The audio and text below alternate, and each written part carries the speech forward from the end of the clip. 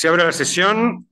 Excelentísimas señoras académicas, excelentísimos señores académicos, autoridades que nos acompañan, jefe de la Casa de Su Majestad el Rey, jefe del Estado Mayor de la Defensa, secretarios de Estado y demás autoridades civiles y militares, bienvenidos a nuestra Real Academia de Ciencias Morales y Políticas para el acto de recepción del nuevo académico, excelentísimo señor don Amador Enseñat y Berea.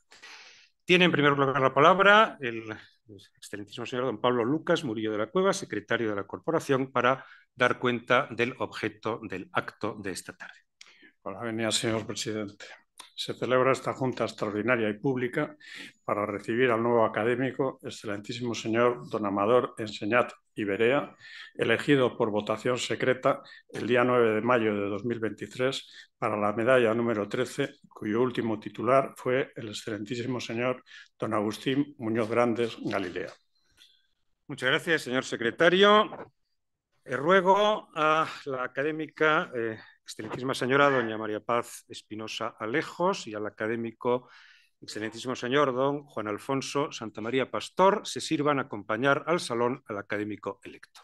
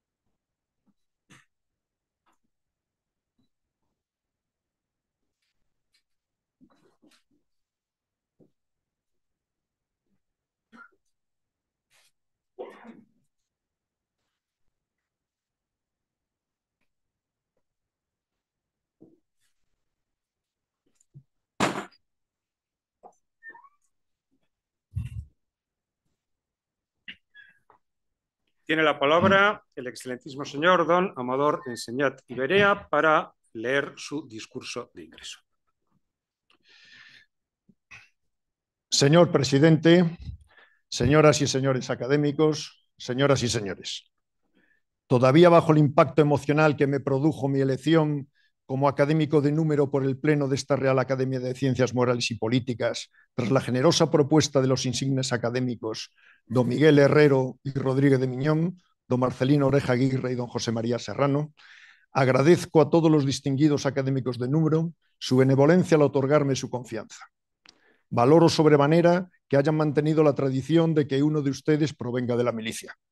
Agradezco especialmente el respaldo de nuestro ilustre presidente, don Benigno Pendas García, quien fue mi profesor de Historia de las Ideas y Formas Políticas en un lejano curso académico 1985-1986. Asumo este nombramiento como un reto al que me debo enfrentar, como un deber que he de cumplir dentro de la misión de servicio a España y a los españoles, que acepté cuando a la edad de 16 años realicé el juramento de fidelidad ante la enseña nacional como caballero aspirante de la Academia General Militar. Me propongo desempeñar en la Real Academia la función que siempre he ejercido en mi vida profesional, ser un vínculo entre lo civil y lo militar, capaz de generar un análisis transversal que contribuya a entender la realidad internacional en un momento en el que el flagelo de la guerra y la inseguridad regresan a nuestra vecindad. Soy consciente de que me resultará muy difícil estar a la altura de las egregias figuras castrenses que me antecedieron portando la medalla número 13. El teniente general don Manuel Díez Alegría Gutiérrez tuvo una brillante carrera militar que culminó como jefe del Alto Estado Mayor. Académico de número de nuestra corporación y posteriormente de la Real Academia Española, leyó su discurso de recepción el 5 de marzo de 1968 con el título Defensa y Sociedad, un enfoque actual del problema externo de los ejércitos. Su discurso tuvo una gran influencia en la definición del ejército actual, preparándolo además para la transición política a la democracia. Para Stanley Payne, El general Díez Alegría fue el campeón más destacado para lograr la modernización y profesionalización de las Fuerzas Armadas, de mantener su unidad y de evitar cualquier intervención en la vida política. A pesar de la abrupta finalización de su carrera militar, sus ideas encontraron provechosa continuidad en la persona del que había sido su subordinado en el Alto Estado Mayor, el capitán general don Manuel Gutiérrez Mellado, quien desempeñaría un papel clave en la transición. El general don Ramón Salas Larrazábal alternó una intensa carrera militar operativa con la dedicación al estudio y a la investigación. Prolífico escritor y excelente historiador, dedicado principalmente al estudio de la guerra civil, recibió, entre muchos otros, el Premio Marqués de Santa Cruz de Marcenado del Ministerio de Defensa. Fue secretario de la Comisión Interejércitos que elaboró las Reales Ordenanzas para las Fuerzas Armadas de 1978. Leyó su discurso de recepción el 31 de mayo de 1988 con el título Seguridad y Paz, versando sobre temas que el general Díez Alegría había tratado, según sus palabras, con autoridad y rigor, sintiéndose continuador como humilde discípulo. El teniente general don Sabino Fernández Campo, conde de la Torres, prestó innumerables servicios a España a lo largo de su vida, llegando a ser secretario general de la Casa de Su Majestad el Rey y más tarde jefe de la misma. Pronunció su discurso de recepción con la asistencia de Su Majestad de los Reyes el 28 de junio de 1994, con el título Una relectura del Príncipe, en el que realizó unas reflexiones que con gran modestia autoatribuyó a una persona corriente que ha tenido la oportunidad de conocer desde observatorios privilegiados y durante bastantes años acontecimientos históricos y políticos de distinto signo. Elegido presidente de nuestra corporación en octubre de 2007, lamentablemente solo pudo estar 2 años en el cargo. Por último, pocos militares de nuestro tiempo han gozado de la admiración y prestigio como el teniente general don Agustín Muñoz Grandes, Galilea. Lejos de buscar cobijo bajo la figura de su padre, realizó una excepcional carrera militar, plena de entrega al cumplimiento del deber y devoción por el servicio, constituyendo una sólida referencia profesional y sobre todo moral para todos los que vestimos o hemos vestido uniforme. Responde al modelo de hidalgo establecido por nuestro presidente honorario, don Alfonso García Valdecasas, cuando contraponía la moral del éxito, que era villana, con la del esfuerzo, que era hidalga, por más que el general Muñoz Grandes, afortunadamente para nuestra patria, viese su esfuerzo coronado por el éxito. A nivel personal, tuve la fortuna de beneficiarme de una relación relativamente cercana durante los últimos años de su vida, desde la que percibí no solo su excepcional categoría humana y profesional, sino también una entereza y resistencia física fuera de lo común ante su progresivamente debilitada salud. Siempre encontré en él a un extraordinario jefe y todavía mejor persona, que además de iluminarme con su ejemplo, me distinguió con su aprecio y consejos. Aspiro a ser un sucesor digno de su memoria. Pronunció su discurso el 30 de noviembre de 2010 con el título Sociedad y milicia, dos retos a vencer en el siglo XXI. Activación de la conciencia de defensa nacional y reafirmación de las virtudes militares. Mi discurso lleva por título La transformación de las Fuerzas Armadas Españolas, modernidad y tradición.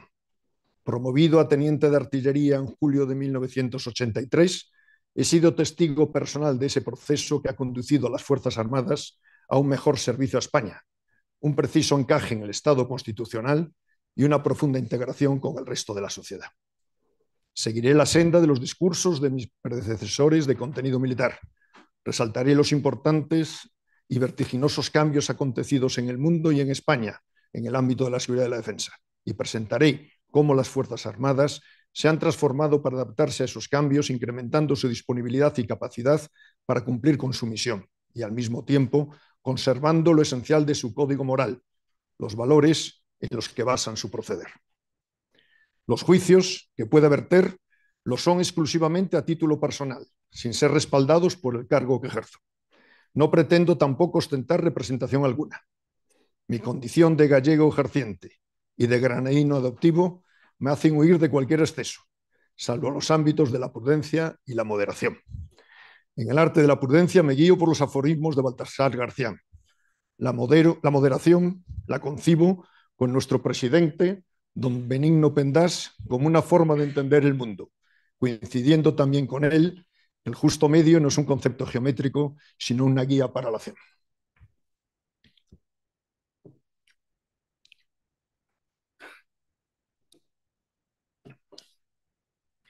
Parte 1. Las Fuerzas Armadas en un entorno geoestratégico en constante evolución. Desde que el general Díez Alegría leyó su discurso de recepción, la sociedad internacional ha experimentado enormes cambios que se han producido a una velocidad vertiginosa, siguiendo un rumbo casi siempre inesperado. Examinaremos sucintamente esos cambios, analizaremos someramente la adaptación de las organizaciones internacionales de seguridad y defensa en cuyo marco las fuerzas militares desarrollan sus actividades y resaltaremos su impacto sobre las Fuerzas Armadas. El orden peligroso pero estable y predecible propiciado por el equilibrio del terror basado en la posibilidad de la destrucción mutua asegurada se acabó con el fin de la Guerra Fría. Muchos, como Francis Fukuyama en 1989, pretendieron ver no solo el final de la Guerra Fría, sino el fin de la historia, el punto final de la evolución ideológica de la humanidad y la universalización de la democracia liberal occidental como forma final del gobierno humano. Llevado por el mismo optimismo, James Baker, a la sazón secretario de Estado norteamericano, afirmaba poco después que la historia nos había dado otra oportunidad para construir el mundo que visionaron los fundadores de las Naciones Unidas para llevar la paz y la justicia a todo el mundo. Las perspectivas con diverso grado de optimismo sobre un nuevo orden internacional más fructífero para las relaciones cooperativas en un mundo más seguro, aunque más inestable, se desvanecieron con los salvajes e imprevistos ataques terroristas del 11 de septiembre de 2001 contra Nueva York y Washington. Los ataques constataron que la humanidad no iba camino del ideal kantiano de la paz perpetua, y Estados Unidos, sintiéndose vulnerable y creyéndose enfrentar una amenaza existencial para su seguridad, declaró la guerra global contra el terror para hacer frente a unas amenazas que, en palabras de Condoleezza Rice, provenían menos de ejércitos en masa que de pequeñas y oscuras bandas de terroristas, menos de estados fuertes que de estados débiles y fallidos. Las naciones occidentales se empeñaron en unas prolongosas y costosas operaciones de estabilización en Irak y especialmente en Afganistán, donde la presencia durante más de 20 años cosechó un resultado cercano al fracaso. Mientras se desarrollaba la intervención internacional en Afganistán, sucedieron acontecimientos de particular importancia. La invasión de Irak por una coalición liderada por Estados Unidos, los atentados del 11 de marzo de 2004 en Madrid, que nos encararon con el terrorismo islamista, las revoluciones de la primavera árabe que no desembocaron en las democracias ilusionadas por Barack Obama un año antes en el Cairo y que condujeron a la instabilidad regional, y en febrero de 2014 la invasión rusa de la península de Crimea y la segregación apoyada por Rusia de amplias zonas de los óblasts ucranianos de Donetsk y Lugansk.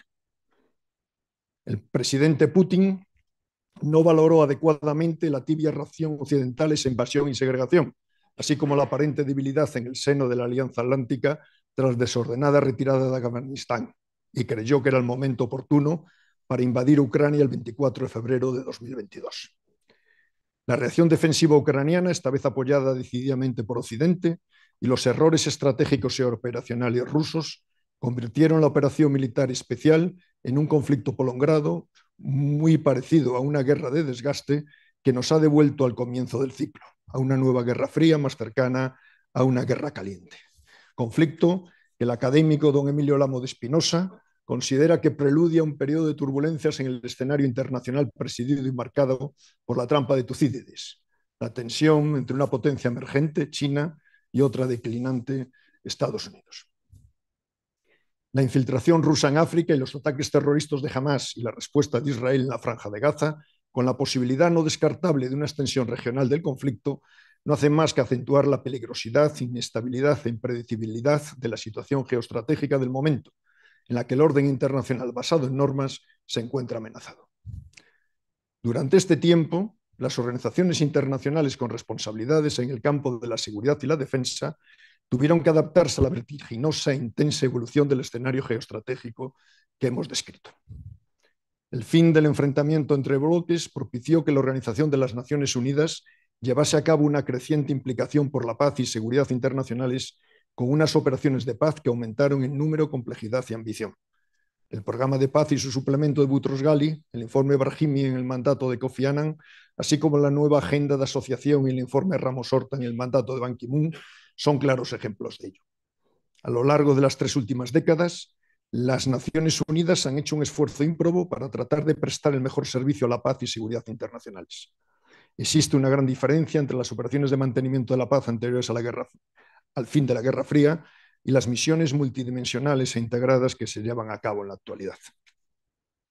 La conferencia, más tarde Organización para la Seguridad y la Cooperación en Europa, buscó prolongar y plasmar en avances prácticos el ambiente de optimismo del fin de la Guerra Fría, pero fue víctima del resurgimiento de la desconfianza, rivalidad y confrontación este-oeste. La Unión Europea Occidental prestó hasta su disolución en 2011 importantes servicios en la creación del componente defensivo de la Unión Europea y de la Entidad Europea de Seguridad y Defensa en el seno de la Alianza Atlántica. También fue de utilidad para incitar con sus misiones Petersberg la participación de la OTAN en la gestión de crisis ante sus reticencias de ir más allá del compromiso de defensa colectiva del artículo 5 y de la zona de aplicación del artículo 6 del Tratado de Washington. La OTAN, nacida para la disuasión y la defensa, fortaleció en gran medida y de forma creciente su dimensión política a través del diálogo, la cooperación y la asociación. Tras sus iniciales dudas, se implicó progresivamente en las operaciones de gestión de crisis, incluyendo la estabilización y en ocasiones la imposición de paz, primero en el continente europeo y después en el asiático. Mantiene sus recelos a implicarse en África, que parece dejar reservada a la Unión Europea. Presenta unas características propias que le han permitido esa rápida adaptación, como son el liderazgo ejercido por Estados Unidos, la flexibilidad en la toma de decisiones políticas, la fortaleza de su sede en la que bajo control civil se integran los aspectos políticos y militares, la sólida y cohesionada estructura de mando y una estructura de fuerza comprometida y previsible, la comunidad de doctrina estratégica, operacional y táctica y la interoperabilidad de las Fuerzas Armadas de sus naciones acostumbradas a actuar juntas. La Unión Europea ha realizado indudables avances en el ámbito de la seguridad y defensa, en el nivel político y en el militar, y en este último tanto en el planeamiento como en la ejecución de misiones sobre el terreno. No obstante, aplicando la terminología de Joseph Nye, tiene dificultades para ejercer un poder inteligente, al no haber sabido o podido unir a su enorme poder blando una dosis adecuada de poder duro. La diplomacia es casi siempre menos eficaz cuando no está respaldada por un instrumento militar creíble. La realidad de la política común de seguridad y defensa de la Unión Europea ha ido siempre muy por detrás de la ambición declarada y los documentos acordados. Como suele decir el alto representante don Josep Borrell, hay que hacer más y más rápido, porque si no lo hacemos, como nos recuerda nuestra vicepresidenta doña Araceli Mangas, la historia y sus rápidos cambios nos vuelven a sorprender. Cuando la Unión quiere cambiar, al hacerlo tan lentamente, el contexto cambia y los pulveriza. Las causas son, entre otras, las diferentes sensibilidades en su seno, atlantistas partidarios de la absoluta primacía de la OTAN, europeístas partidarios de una mayor autonomía estratégica europea, la ausencia de un Estado líder en el campo de la defensa, la falta de suficiente voluntad política de los Estados miembros para asignar suficientes recursos y asumir las responsabilidades y consecuencias de una defensa europea y un complejo proceso de toma de decisiones. La Unión Europea en su conjunto presenta el segundo mayor gasto militar del mundo, pero las duplicidades y la falta de interoperabilidad limitan su eficiencia. Las relaciones de cooperación con la OTAN, que en realidad lo son entre Europa y Estados Unidos, Venus y Marte aplicando la visión de Robert Kagan, son complejas, dada la diferente naturaleza, organización y capacidad militar de ambas organizaciones, y están lastradas por la rivalidad política entre algunos de sus estados. En otras palabras, Europa quiere compartir el liderazgo, pero no los costes, y Estados Unidos quiere compartir los costes, pero no el liderazgo. La invasión rusa de Ucrania ha paralizado a la ONU, imposibilitada de lograr decisiones en el Consejo de Seguridad, en un momento de debilidad en el que importantes misiones en Mali y Sudán han sido canceladas a petición de dichos estados. Sin embargo, ha revitalizado a la OTAN, reafirmando su necesidad y mostrando su saber hacer en su función primigenia, la disuasión y la defensa. También ha ofrecido una oportunidad a la Unión Europea para consolidar y dar credibilidad a su política común de seguridad y defensa. La guerra en Gaza y la consiguiente inestabilidad en Oriente Medio, así como el devenir del continente africano, han sumido a las Naciones Unidas en la inoperancia.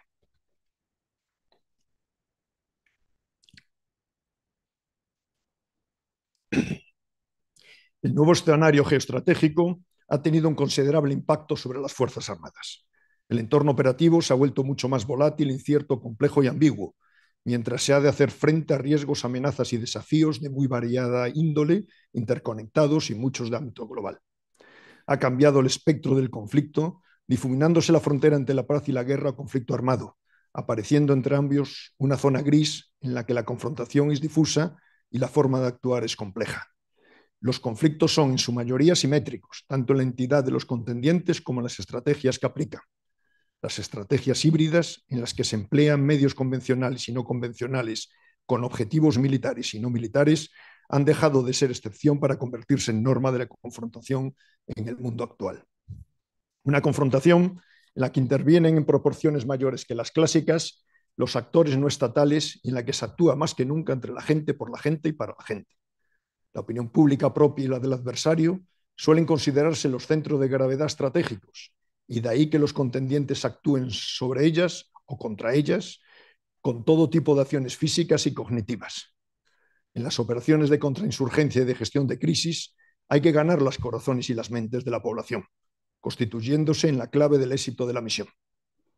Se actúa entre la gente, dado el carácter cada vez más urbano de los conflictos, por la concentración de la población en las ciudades, incrementándose su importancia operacional y táctica cuando no estratégica. La población civil, tanto por su perversa utilización como objetivo militar, como por merecer especial protección, se convierte en un actor esencial de los conflictos. Debemos destacar a las mujeres, especialmente vulnerables ante los conflictos armados, pero que también pueden ser actores extraordinariamente eficaces en su resolución y en la consolidación de la paz. Muchos ejércitos, ocupando España una posición relevante, han incorporado la perspectiva de género en el planeamiento y ejecución de las operaciones militares. Los ejércitos actúan de forma conjunta, terrestre, naval y aérea, combinada de varias naciones e integrada con otros componentes de naturaleza civil de los estados o de las organizaciones internacionales o no gubernamentales, y en lo que se ha venido a llamar operaciones multidominio. A los dominios físicos, terrestre, marítimo y aeroespacial, se han unido los virtuales, el ciberespacio y el cognitivo. Y ello lo han tenido que hacer con menores recursos humanos por la profesionalización de los ejércitos, materiales y presupuestarios, por la excesiva recogida de los dividendos de la paz, así como una reducción de la capacidad industrial militar. Otra vez, la invasión rusa de Ucrania parece que ha convencido definitivamente a los Estados europeos de la necesidad de invertir más en defensa. Las operaciones en Irak y Afganistán mostraron que la superioridad tecnológica, esencial, pero no suficiente por sí sola, tenía sus límites para hacer más con menos y para lograr un entorno de guerra limpia con escasas bajas propias, razonables bajas contrarias y mínimos daños colaterales. La tecnología ha dejado de ser monopolio de los países avanzados y adversarios teóricamente inferiores la emplean con destreza y eficiencia. Los artefactos explosivos improvisados activados a distancia y los drones armados de bajo coste son ejemplos de ello.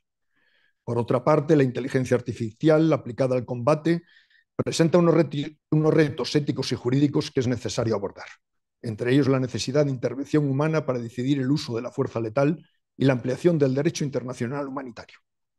La naturaleza de dichos conflictos, con grandes cantidades de tropas sobre el terreno realizando simultáneamente actividades de muy diversa índole, pero al mismo tiempo con la posibilidad real que un simple cabo se viese obligado a tomar decisiones tácticas con efectos estratégicos, cuando no políticos, atestiguaba la insuficiencia de la superioridad tecnológica. El regreso de la guerra convencional al continente europeo no ha hecho más que reiterar nuestro convencimiento de que la dimensión humana sigue siendo preponderante en los conflictos actuales.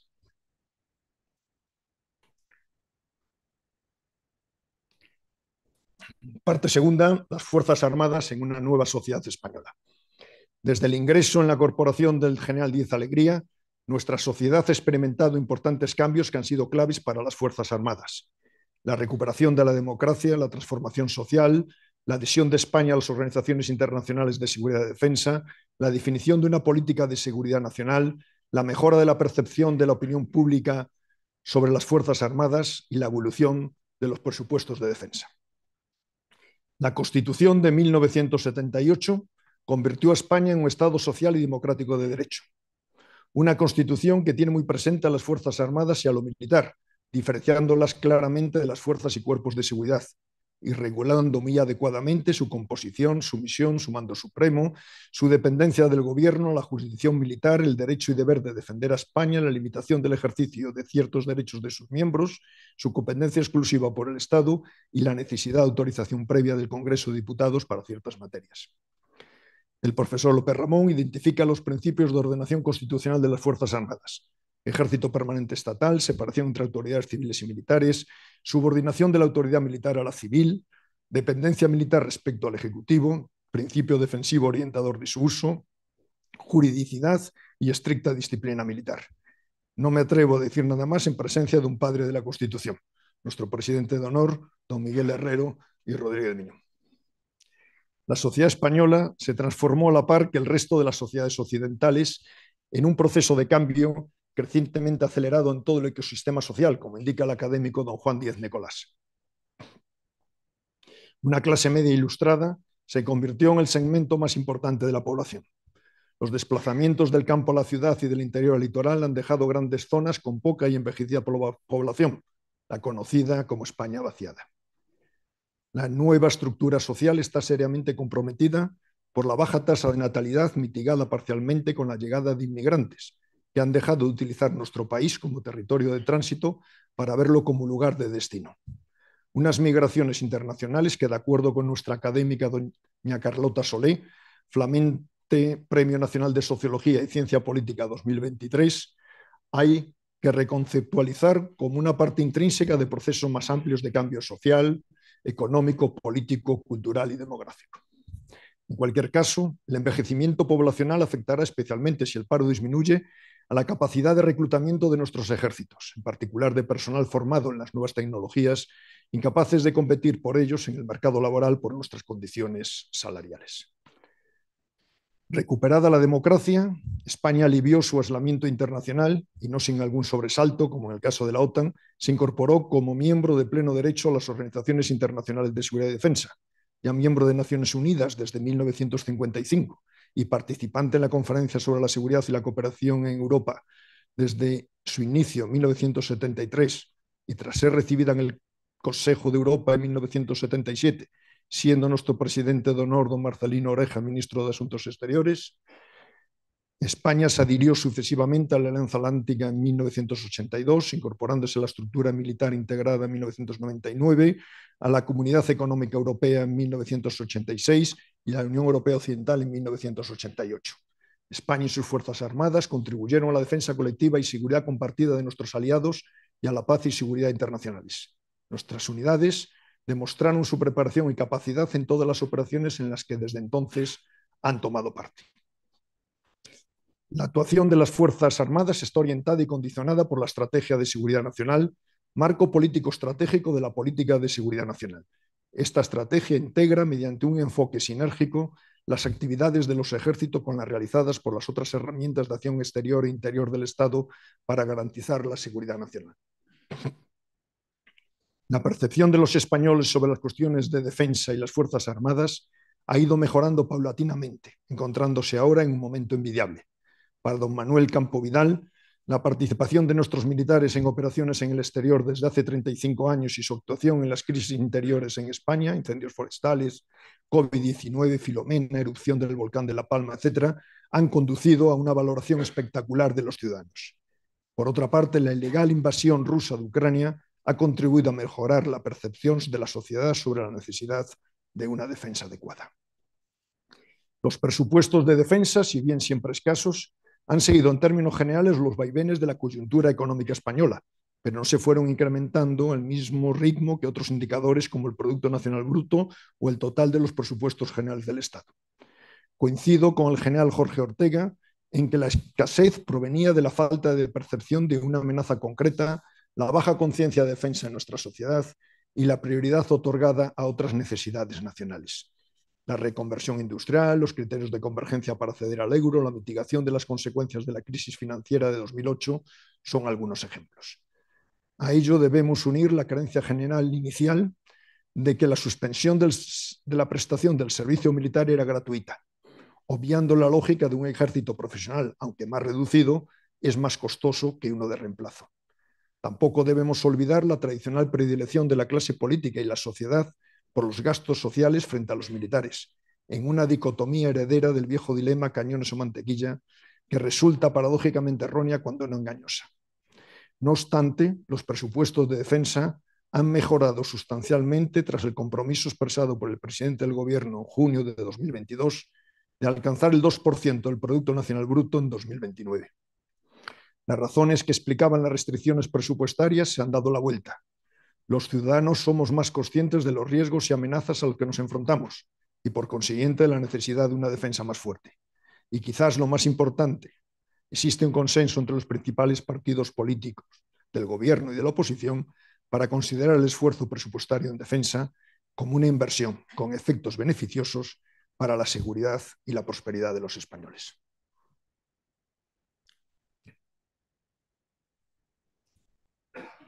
Parte tercera, la transformación de las Fuerzas Armadas. Las Fuerzas Armadas españolas se han transformado progresivamente para adaptarse a las consecuencias de la evolución del marco geoestratégico, jurídico, político, social y económico que hemos descrito. Lo exigía no solo el cumplimiento de la Constitución y las leyes, sino también su afán por estar al servicio de España y de los españoles en eficaz cumplimiento de sus misiones y cometidos.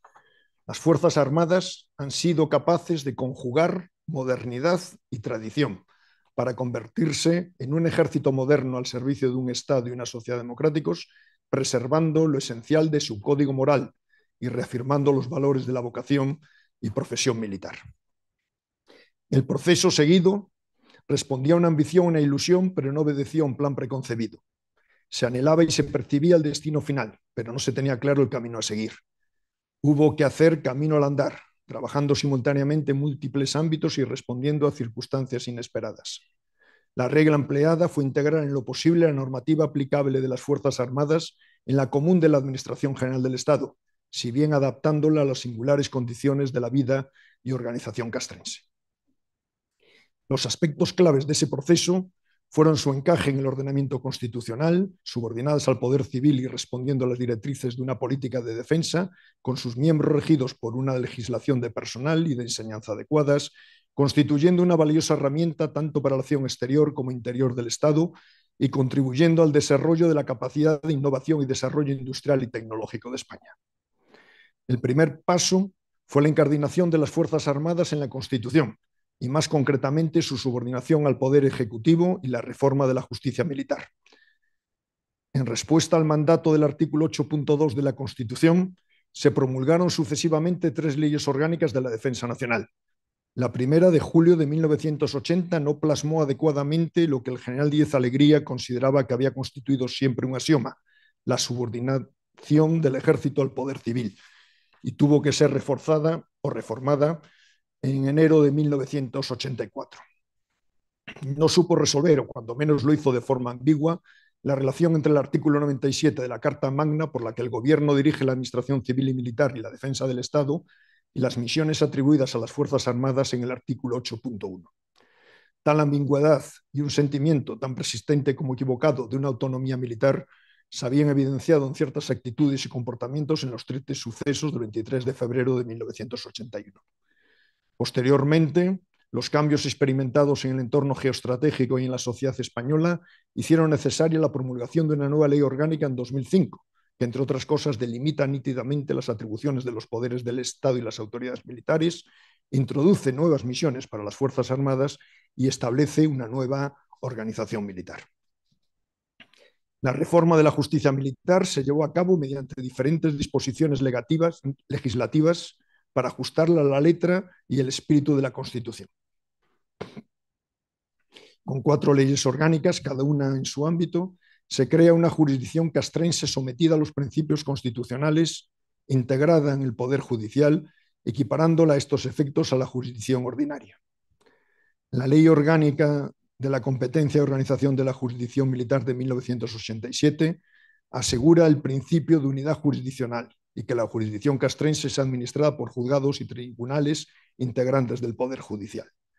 La Ley Orgánica Procesal Militar de 1989 toma para su procedimiento ordinario las normas de la Ley de Enjuiciamiento Criminal, adaptándolas a las peculiaridades de la jurisdicción militar y además la declara como supletoria.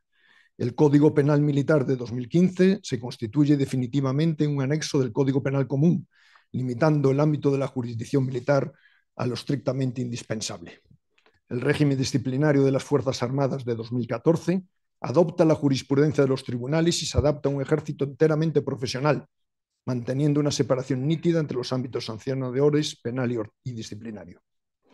Así, manteniendo el espíritu de la ordenanza e instrucción de auditores de Alejandro Farnesio, que establecía en 1587 que los auditores y jueces militares deben administrar justicia con mucha rectitud, sinceridad y limpieza, se cumple con el precepto de nuestras reales ordenanzas para que la justicia impere en las Fuerzas Armadas, de tal modo que nadie tenga nada que esperar del favor ni temer de la arbitrariedad. La política de defensa no constituye una excepción y se dirige por el Gobierno de la Nación, que utiliza para su definición desde 1980 las directivas de defensa nacional, que con periodicidad cuatrienal establecen las líneas generales de esa política y las directrices para su desarrollo en cada una de las legislaturas. Las sucesivas directivas, influidas por el entorno estratégico imperante en cada momento y por la creciente ambición de la política exterior española, definen progresivamente la política de defensa, que se configura como una verdadera política de Estado. Así, a lo largo de los años se pasa de una defensa exclusiva de nuestro espacio de soberanía a la integración en la defensa colectiva y la seguridad compartida con nuestros socios y aliados, y a la contribución a la paz y seguridad internacionales. Evolucionamos también desde la autarquía defensiva hacia la promoción activa del multilateralismo y de un mayor protagonismo en la resolución de conflictos, y a nivel interno hacia la búsqueda de un cada vez mayor respaldo parlamentario y social a la política de defensa, aportando una mayor legitimidad a nuestras actuaciones y fomentando en nuestros conciudadanos una más amplia cultura de defensa como parte de la seguridad nacional.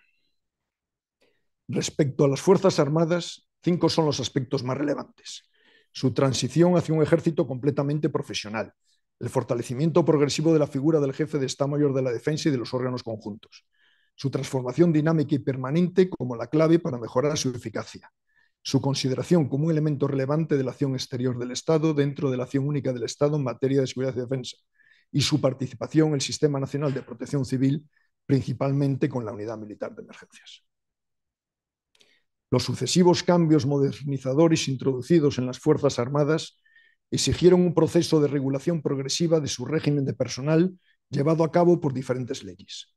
A través de ellas, comunes al conjunto de las Fuerzas Armadas, se regularon de forma progresiva, entre otras cosas, una profunda racionalización de los cuerpos y escalas, el estatus profesional, un régimen de ascensos y promoción basado en el mérito y la capacidad que incentivase la dedicación y el esfuerzo, el modelo de Fuerzas Armadas, la incorporación de la mujer, la profesionalización de los militares de tropa y marinería, el reservismo y la enseñanza militar.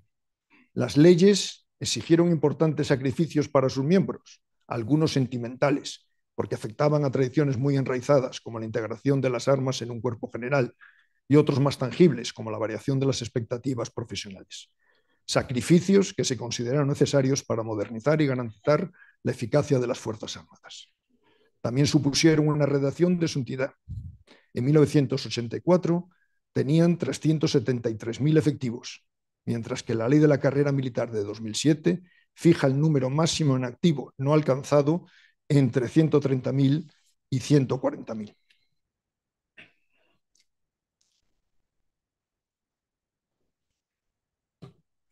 Tres cuestiones merecen una especial atención: la incorporación de la mujer, la plena profesionalización y la enseñanza militar. En comparación con los países de nuestro entorno, España llegó tarde, hace 35 años, a la incorporación de la mujer, pero en muy poco tiempo se eliminó todo tipo de discriminación profesional, permitiéndose alcanzar todos los empleos militares y ocupar cualquier destino. Se establecieron también instrumentos para verificar la igualdad efectiva entre mujeres y hombres y facilitar la conciliación personal, familiar y profesional. En la actualidad, España es una referencia en la igualdad e integración de las mujeres en sus Fuerzas Armadas y en la implantación de las resoluciones de Naciones Unidas sobre mujeres, paz y seguridad. No se trata solo de una cuestión de igualdad, sino también de necesidad y conveniencia. Los ejércitos no pueden renunciar a más de la mitad de la población española para ingresar en sus filas, ni tampoco enriquecerse con sus diferentes sensibilidades y perspectivas, ni mucho menos al papel insustituible de nuestras mujeres en muchas zonas de conflicto, clave para lograr una paz duradera y sostenible. El ingreso como dama cadete de la Academia General Militar de Su Alteza Real la Princesa Doña Leonor, llamada a ejercer en un futuro el mando supremo de las Fuerzas Armadas, reviste un especial simbolismo en muchos ámbitos, no siendo el menor su coincidencia con el 35º aniversario de la incorporación de la mujer a los ejércitos. La Ley de Régimen Profesional de las Fuerzas Armadas de 1999 declaró la suspensión de la prestación del servicio militar con efectos de 31 de diciembre de 2002, que se adelantaría en un año un poco después, con la consiguiente plena profesionalización de los militares de tropa y marinería. El periodo de transición fue escaso y coincidió con una etapa de bonanza económica.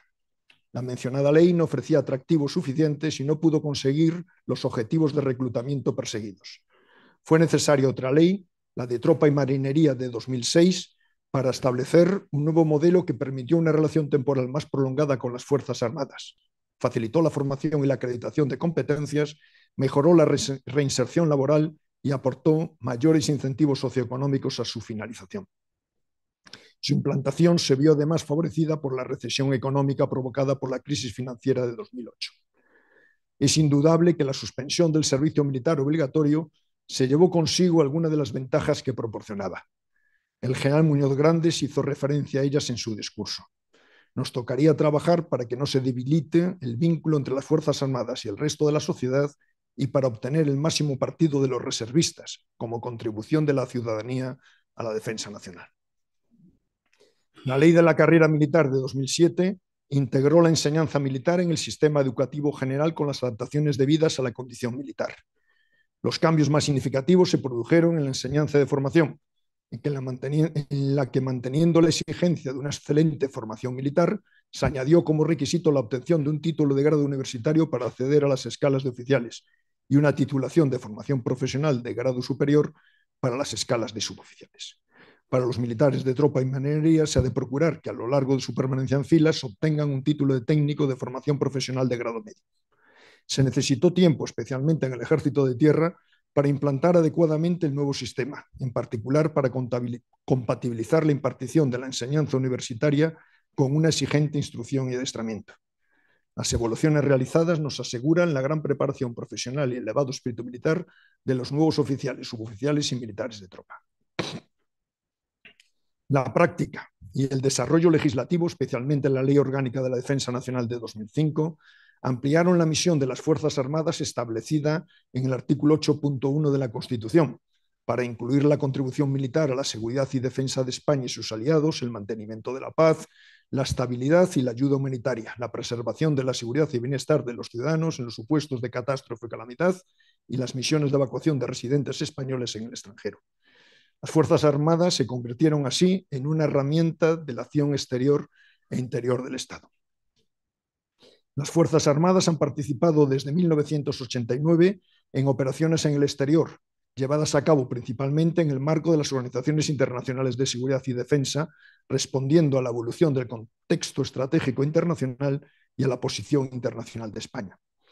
A dicha participación debemos añadir la aportación a los planeamientos operativos y de fuerza y a las estructuras de mando y fuerza, principalmente de la OTAN y la Unión Europea y de las fuerzas multinacionales, así como la participación en sus iniciativas y ejercicios de preparación.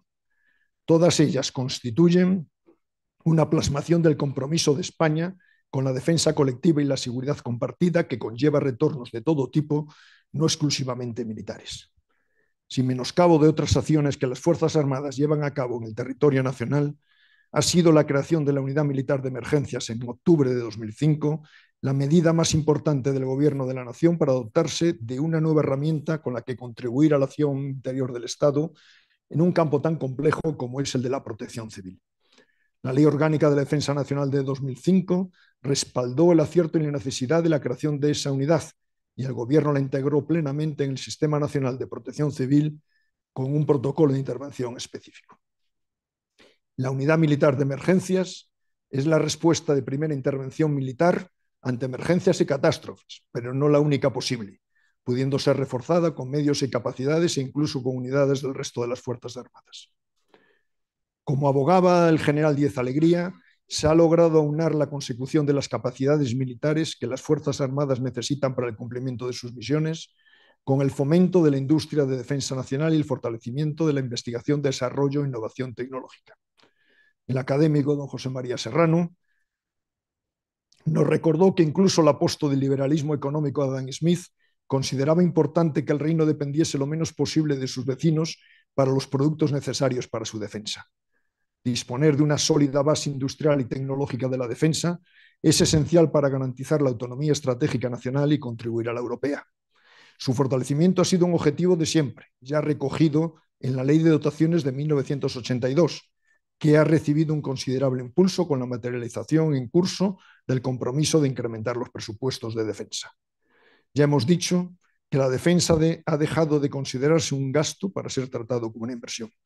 En cualquier caso, los militares somos conscientes del deber de emplear de la forma más eficiente posible los créditos presupuestarios que los españoles ponen a nuestra disposición.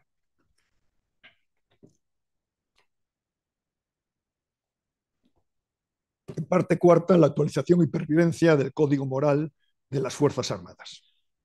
La transformación de las Fuerzas Armadas se ha logrado manteniendo la esencia de su código moral, actualizándolo al signo de los tiempos.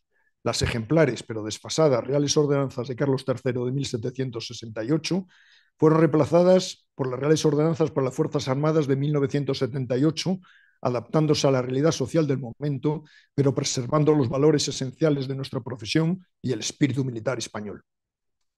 Los cambios en el entorno internacional y en la sociedad española, pero sobre todo sus consecuencias en los ejércitos, exigieron unas nuevas Reales Ordenanzas aprobadas en 2009.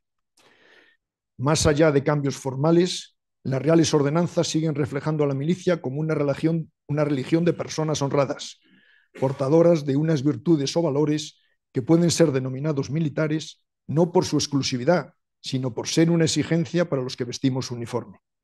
Es una exigencia derivada de ser depositarios de las armas de la nación y del compromiso contraído para defenderla. Un compromiso que nos obliga a entregar la vida, pero también a no escatimar el sudor en el trabajo diario. Siendo esenciales, los valores no son de por sí suficientes. Sobre ellos ha de florecer el conocimiento a través del estudio y la permanente preparación para el servicio. Valores y conocimiento son dos caras de la misma moneda, de esa educación noble e ilustrada de la que se enorgullecía el mariscal García Loigorri al referirse en 1814 a la formación impartida en el Real Colegio de Artillería de Segovia, que había propiciado el heroico comportamiento de Daoiz y Velarde. Nuestro presidente de honor, don Miguel Herrero, me recordó con ocasión de la ceremonia de juramento de la Constitución por Su Alteza Real la Princesa de Asturias la importancia de la estética para reforzar e interiorizar la ética.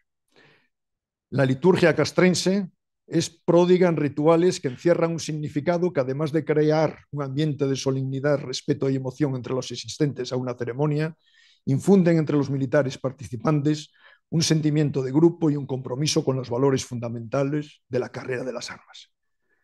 Las Fuerzas Armadas basan su eficiencia en la disciplina, jerarquía y unidad, a los que se debe añadir la más exquisita neutralidad política. No existe momento más feliz para un militar que cuando se siente respaldado por la sociedad de la que forma parte y a la que sirve, y cuando su neutralidad personal e institucional es correspondida por las autoridades políticas, abordando los asuntos de la defensa nacional y las Fuerzas Armadas desde una perspectiva de política de Estado. Epílogo. El general Díez Alegría propugnó en su discurso de recepción en 1968 un ejército suficiente para atender aquellas misiones en las que puede presumirse que su país se empeñará aislado, capaz de contribuir con algo tangible a las coaliciones internacionales a que pueda llevarle la política nacional, pero al mismo tiempo lo bastante reducido para que su organización, instrucción y equipo sean los que corresponden a una verdadera fuerza moderna y eficiente. El general Muñoz Grandes defendió en el suyo en 2010 que la activación de la conciencia de defensa nacional y la reactivación de las virtudes militares tienen un solo objetivo final, que España, con sus Fuerzas Armadas integradas en nuestra sociedad, pueda garantizar el desarrollo de los valores superiores que define nuestra Constitución y pueda colaborar con la mayor eficacia en la consolidación de la paz en el mundo. Los pensamientos de ambos académicos, expresados en sus respectivos discursos, vislumbraron el punto de llegada del descrito caminar seguido por nuestros ejércitos para transformarse, sin renunciar a sus valores, en unas Fuerzas Armadas modernas, integradas, equilibradas y sostenibles, incardinadas en el Estado social y democrático de derecho, preparadas para cumplir con garantía de éxito como herramienta de la acción exterior e interior del Estado en las misiones encomendadas por la Constitución y la Ley Orgánica de Defensa Nacional, bajo la dirección del Gobierno de la Nación con el máximo respaldo social y parlamentario. En ello empeñaron sus esfuerzos y desvelos quienes nos antecedieron en el cumplimiento del deber, y lo seguimos haciendo los que actualmente servimos a España, formando parte de sus ejércitos con lealtad a su mando supremo, Su Majestad el Rey. Qué orgullo para las Fuerzas Armadas haber estado representadas por mis predecesores en esta corporación. Y qué responsabilidad me dispongo a contraer procurando estar a su altura y ser fiel a su memoria. Señor presidente, señoras y señores académicos, señoras y señores, muchas gracias por su presencia, paciencia y atención.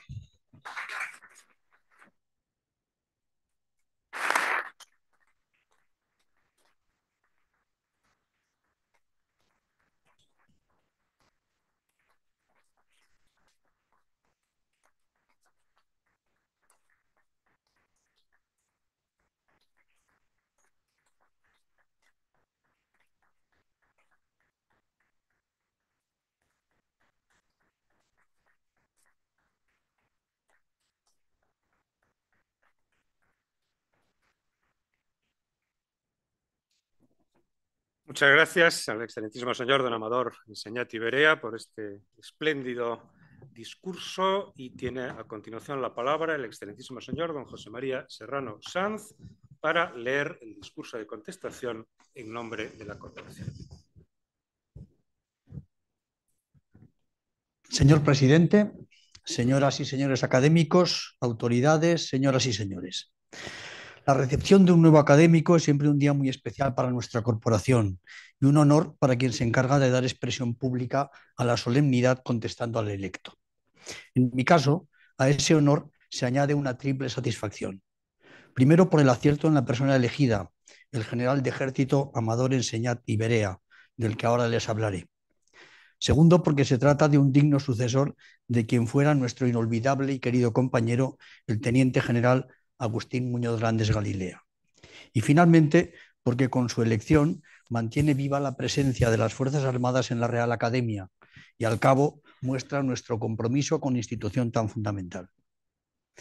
Empezaré con unas palabras sobre el nuevo académico, acaso innecesarias porque se ha presentado a sí mismo inmejorablemente con el discurso que hemos escuchado. Déjenme comenzar diciendo que Amador Enseñat es gallego y granadino a la vez, según su propia definición, y no puede ser de otro modo, porque acaba de recibir el título de hijo adoptivo de Granada y en unos días será proclamado gallego del año.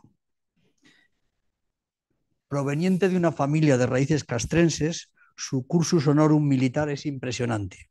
Ingresó en la Academia General Militar de Zaragoza en 1978, donde, como dice nuestro himno, su alma el temple recibió. Allí obtuvo el despacho de teniente en 1983 con el número 1 de la 38 promoción de la General y de la 271 de Artillería.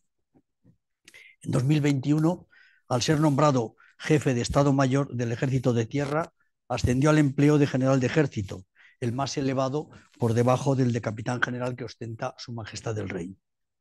Entre uno y otro momento, recibió formación adicional, ha mandado unidades, trabajado en gabinetes de estudio y planeamiento, participado en misiones internacionales y estado al frente de organismos diversos. Es decir, ha cubierto todos los ámbitos que puede abarcar hoy en día un militar comprometido a fondo con su profesión.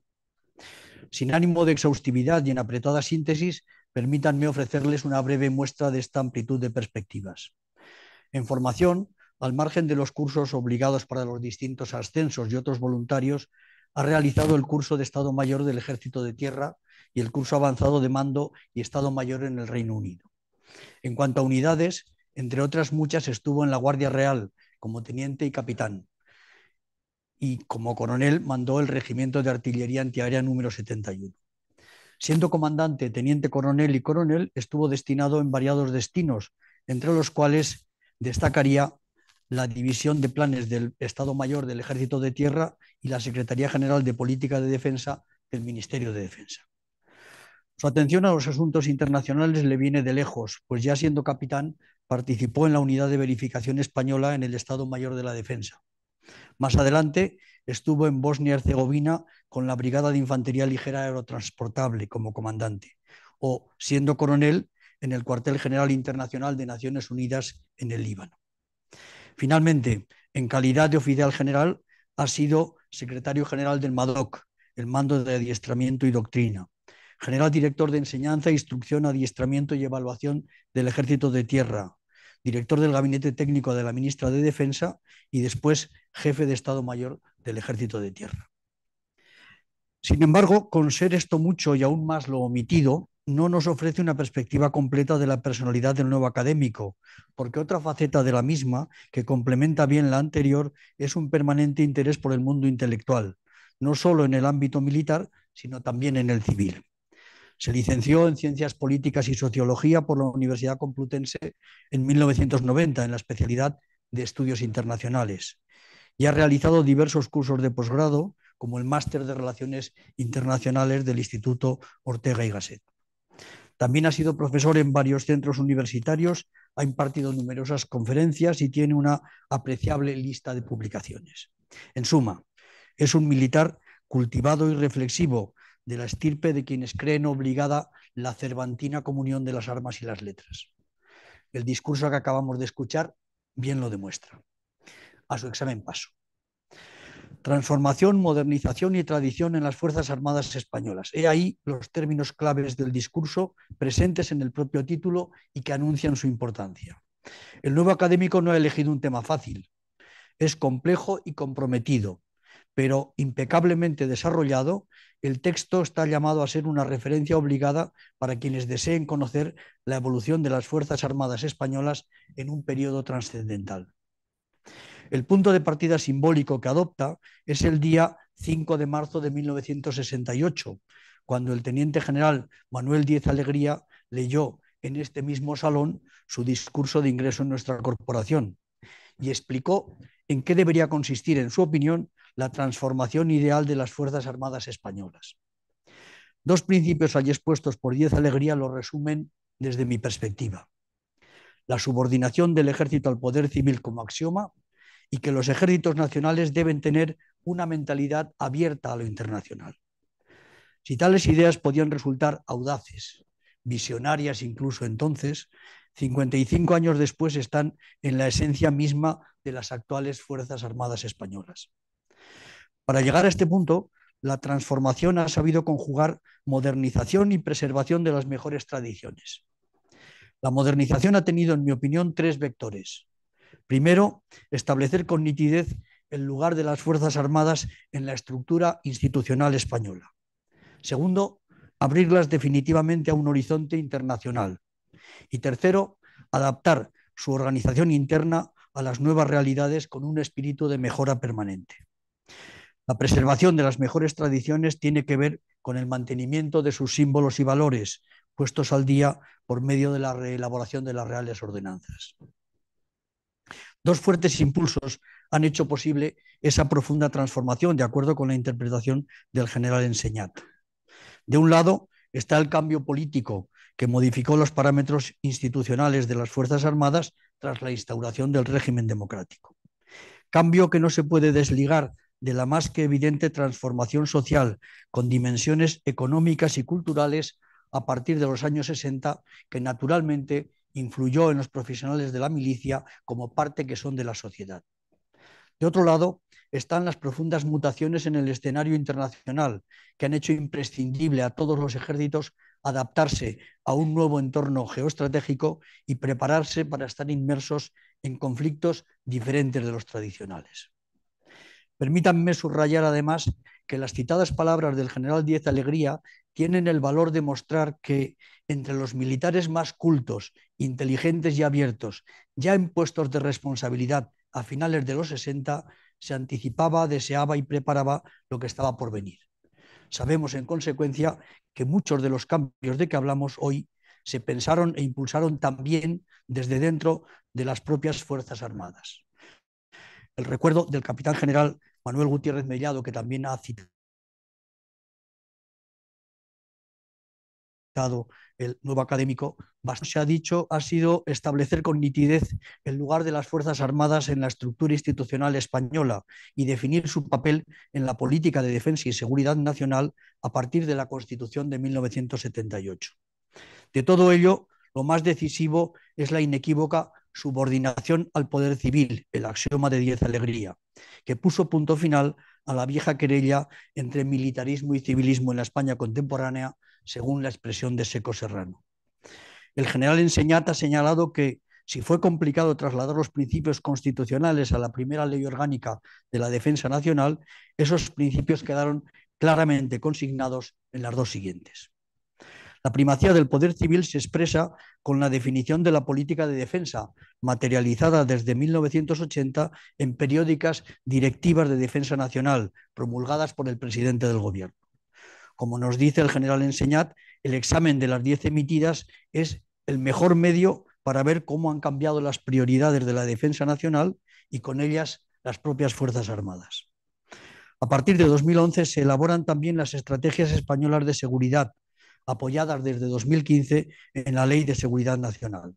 Con ello se adopta una visión integral de la seguridad, que incluye desde ámbitos tradicionales como la defensa hasta otros nuevos como la ciberseguridad, la seguridad aeroespacial o la energética. Esto constituye un nuevo y más amplio marco para la actuación de las Fuerzas Armadas en colaboración con otras instituciones del Estado. Las nuevas misiones las hacen más visibles, como ha ilustrado la experiencia de la Unidad Militar de Emergencias. Repárese que en lugar de ser un instrumento pasivo en tiempos de paz, las Fuerzas Armadas resultan ser ahora un instrumento activo en todo momento, lo que sin duda aumenta su legitimidad a ojos de la opinión pública. El segundo vector, hemos dicho, fue transformar el horizonte internacional en escenario cotidiano de las Fuerzas Armadas españolas. Este es un cambio radical respecto a la situación que se podía analizar en 1968, aunque los más perspicaces como el general Díez Alegría ya lo anticipaban. Con anterioridad, de hecho, desde mediados del XIX hasta finales del siglo XX, las Fuerzas Armadas españolas apenas miraban fuera de la península y las islas a otros destinos que no fueran las colonias o los territorios de protectorado. Los acuerdos con Estados Unidos primero, el ingreso en la OTAN después y la apuesta europea tras la entrada en las comunidades, junto con una estrategia más intervencionista de Naciones Unidas, han transformado el escenario. En él han de actuar ahora las Fuerzas Armadas españolas y a sus exigencias deben necesariamente adaptarse.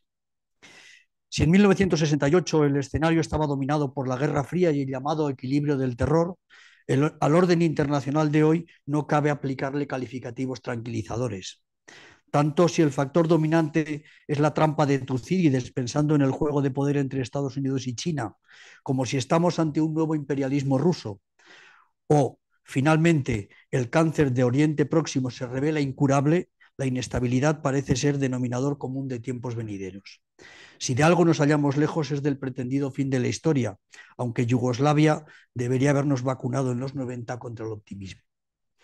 El nuevo académico nos recuerda los jalones principales de esa cura de realismo desde comienzos del presente siglo. Los atentados de las Torres Gemelas y el Pentágono, así como los de Madrid y Londres, los fallidos intentos de estabilizar Afganistán e Irak, el fracaso de las democratizaciones de las llamadas primaveras árabes, la invasión de Crimea y después de Ucrania por parte de Rusia, la inestabilidad crónica en el Sahel y los recientes conflictos en Gaza y el Mar Rojo. Acontecimientos todos ellos que muestran las dificultades de Estados Unidos para seguir ejerciendo una hegemonía indiscutida y la posible vuelta de tentaciones abandonistas, el activismo ruso, el enigma chino y la impotencia de Europa. Y no solo ha cambiado el escenario geoestratégico mundial, también se ha modificado el modelo de conflicto y, consecuentemente, las operaciones de intervención. Para empezar, la frontera entre guerra y paz se ha hecho difusa, con enfrentamientos que emplean medios convencionales y no convencionales, con participación de actores estatales y no estatales, utilización frecuente de la población civil y los espacios urbanos y constante apelación a los medios de comunicación de masas. Esto complica enormemente la actuación de los ejércitos, como ilustra la famosa teoría del cabo estratégico que nos ha recordado el general, y hace particularmente complejas las operaciones de paz de Naciones Unidas, en las que es preciso combinar personal civil y militar y restringir el empleo de medios armados, creando una asimetría difícil de gestionar con quienes no respetan reglas. Añádase a esto que las nuevas tecnologías han abaratado y puesto armas eficaces como los drones armados al alcance de cualquiera. Pues bien, a este complejo escenario se han adaptado las Fuerzas Armadas españolas con prontitud y eficacia. Desde su más temprana intervención en 1989 en Angola o la primera a gran escala en Bosnia y Herzegovina en 1992, hasta las 17 misiones vivas hoy, con 3.000 militares y guardias civiles, la experiencia en operaciones en el exterior con mandatos de Naciones Unidas, OTAN o Unión Europea es amplísima. Coincido con el general Enseñat en que el balance es extremadamente positivo. Primero, porque las misiones internacionales han colocado a las Fuerzas Armadas en escenarios de conflicto reales y en contacto directo con otros ejércitos, estimulando la mejora en la preparación del personal y de las unidades. Segundo, porque también han aportado visibilidad y reputación a las Fuerzas Armadas españolas, tanto en el exterior como en el interior. Finalmente, el tercer vector de modernización ha sido adaptar la estructura de las Fuerzas Armadas a las nuevas realidades políticas, económicas y sociales. Por una parte, se ha reducido significativamente su tamaño, se han profesionalizado por completo y la mujer se ha incorporado a sus filas. Por otra, se ha reformado intensamente su organización interna. Con el nuevo siglo se pasó de unas Fuerzas Armadas de reemplazo a otras completamente profesionalizadas, con una reducción significativa de los efectivos disponibles, incluyendo cuadros de mando, mientras aumentaban las tareas en el interior y los compromisos internacionales, como hemos indicado. La profesionalización de los militares de tropa y marinería tiene ventajas desde la perspectiva de la eficacia, como ha acreditado la experiencia de estas 2 últimas décadas, pero plantea también algunos problemas. Los incentivos para el reclutamiento deben ser proporcionados, especialmente en tiempos de bonanza económica. En otro caso, habrá dificultades para cubrir los efectivos previstos. Si hubiera necesidad de ellos, los reservistas serían, usando terminología económica, un bien muy escaso. Por último, es posible que la desaparición generalizada de las obligaciones militares debilite la conciencia social sobre la necesidad de la defensa. Un cambio decisivo que puede servir como contrapunto porque solo ha presentado ventajas ha sido la incorporación de la mujer a las Fuerzas Armadas, un hecho que felizmente ha cumplido ya 35 años, nos recordaba el nuevo académico. Por otra parte, en el ámbito de la organización interna se han reducido cuerpos y escalas, se ha aumentado el nivel de exigencia a los profesionales, con modificaciones importantes en el sistema de ascensos, y se ha reformado la enseñanza militar integrándola en el sistema educativo general. Todo ello en busca de una mayor eficiencia ciertamente conseguida. Sin duda, estos últimos han sido cambios menos visibles para quienes estamos fuera de las Fuerzas Armadas, aunque probablemente hayan sido los que han exigido mayor esfuerzo y hasta algunos sacrificios en aspectos que afectaban a expectativas profesionales o a tradiciones sentimentales. El general Enseñat se ha referido a ello discretamente pero con claridad. Sin embargo, no debemos engañarnos. La modernización requiere recursos económicos y los ofrecidos a las Fuerzas Armadas españolas durante décadas han sido, en mi opinión, magros. Más tareas con menos personal solo pueden realizarse adecuadamente con más capital humano y físico, es decir, con más gasto en formación, mejores retribuciones y más inversión en medios materiales. Sin embargo, es conocido que el gasto español en defensa en proporción al Producto Interior Bruto ha sido hasta ahora escaso. La promesa hecha por el Gobierno en el marco de la OTAN de aumentar el gasto progresivamente hasta alcanzar el 2% del PIB en 2029, cumplida bien hasta ahora, es un cambio de tendencia significativo. Un cambio para el que también parece estar preparada la opinión pública, que ha ido haciéndose más consistente en relación con la defensa. Hace tiempo, que las más variadas encuestas muestran una imagen positiva de las Fuerzas Armadas, un notable aprecio por la competencia, vocación y altruismo de los profesionales y apoyo a las misiones en el exterior. Pero seguía habiendo reticencias al aumento del gasto militar.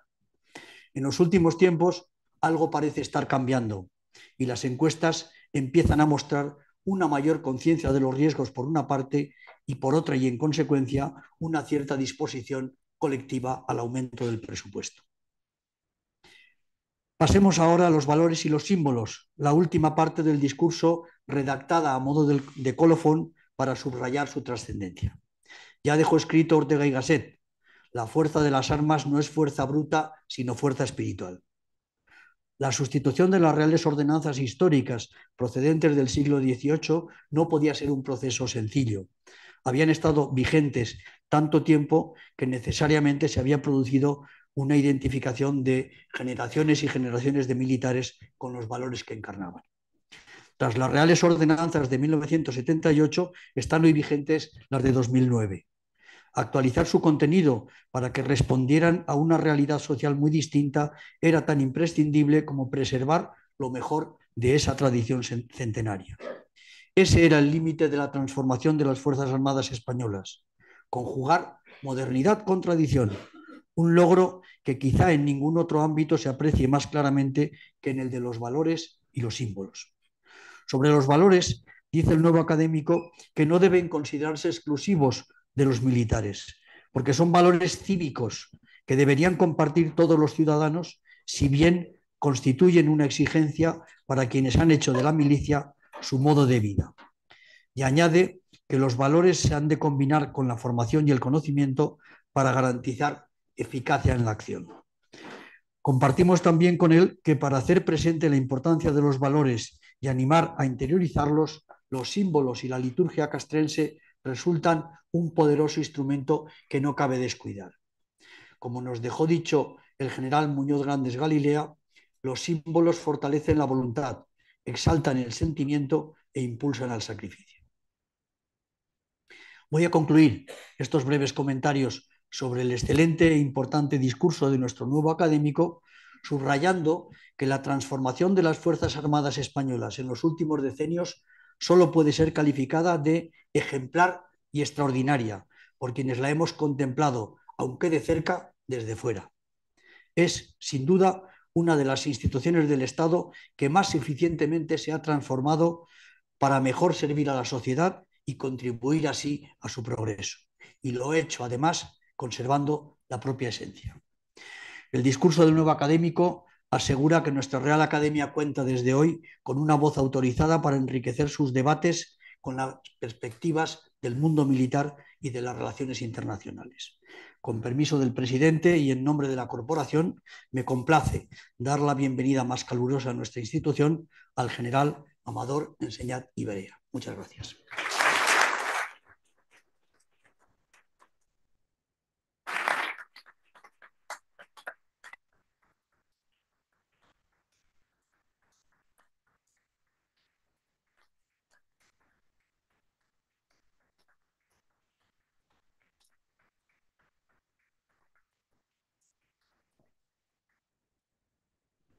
Luego se pongan en pie porque vamos a proceder a la entrega del diploma y la imposición de la medalla.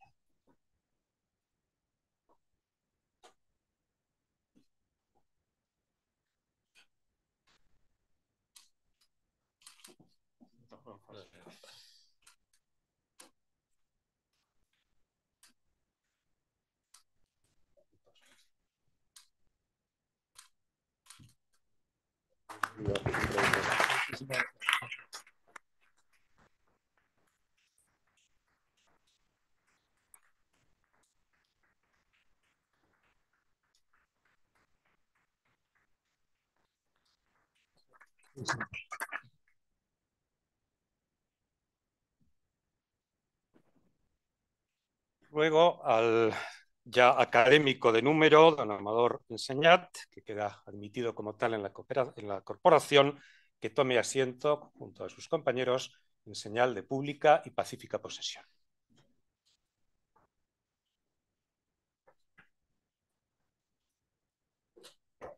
Pueden ustedes sentarse, por favor, y vamos a cerrar el acto con unas muy breves palabras para congratularme también, como ha hecho nuestro compañero, el profesor Serrano Sanz, de la presencia del nuevo académico a partir de hoy plenamente integrado en nuestra corporación.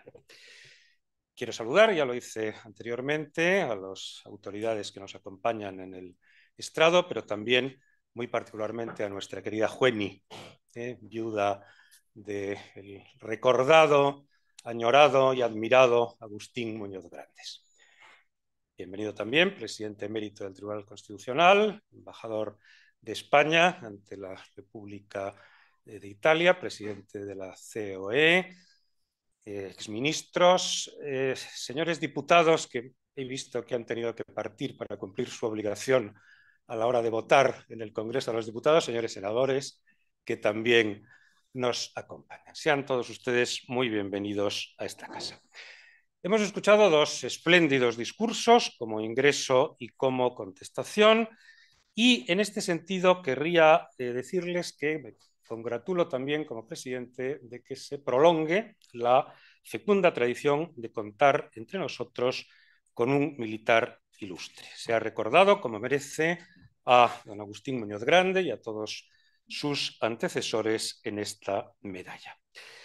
Feliz conjunción, efectivamente, de ejército y de academia. Antes aludía el profesor Serrano al discurso de las letras y de las artes en el Quijote, en la cumbre de la literatura universal. Yo quiero recordar también, sabiendo que el nuevo académico es un buen conocedor de la historia de las ideas políticas, la teoría de Platón en su Polis Ideal sobre la necesidad de la máxima formación por parte de quienes van a ejercer la defensa de la sociedad. En definitiva, señores y señores, España es una gran nación. Las grandes naciones cuentan con grandes instituciones y lo son, sin duda, las Fuerzas Armadas y lo son las Reales Academias, a quienes nuestra Constitución regula conjuntamente al mencionar las competencias de Su Majestad el Rey en el artículo 62 de la norma fundamental, como ejerciente del mando supremo de las Fuerzas Armadas y del alto patronazgo de las Reales Academias. En definitiva, muchos españoles admiramos profundamente la labor de los ejércitos, admiramos profundamente la labor de nuestras Fuerzas Armadas, nos sentimos profundamente orgullosos de las misiones internacionales. Quienes hemos tenido la oportunidad de visitar Bosnia-Herzegovina sabemos muy bien el recuerdo que deja la actividad de nuestros militares en todas sus misiones y, por tanto, es también un gran honor para nosotros realizar un acto como el que hoy ha tenido lugar. Cultura de defensa, se ha dicho, efectivamente, creo que ese es uno de los grandes retos que tiene pendientes la sociedad española y a ello contribuiremos desde nuestra Real Academia, que se congratula hoy con la presencia de todos ustedes y que les invita, por supuesto, a que nos acompañen en nuestras actividades futuras. Bienvenido, general Enseñat. Se levanta la sesión.